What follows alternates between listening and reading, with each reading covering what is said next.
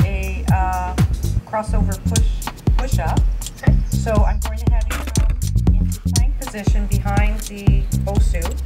Behind? Or right there is fine, yes. Okay. Plank position, I want one hand on the center of the BOSU and the other hand directly on the ground.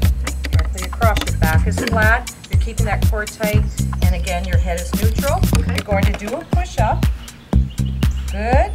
And now you're going to cross over to the other side, push up, and we're doing 2 sets of 14. So we're doing 7 on each side.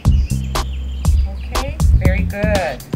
This is a tough one, so you want to maintain that flat back, legs are straight, and core is activated.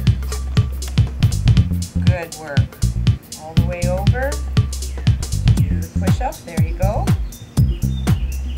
Good work. Kim, we're starting our second set of crossover push-ups. So again, you're getting into that plank position.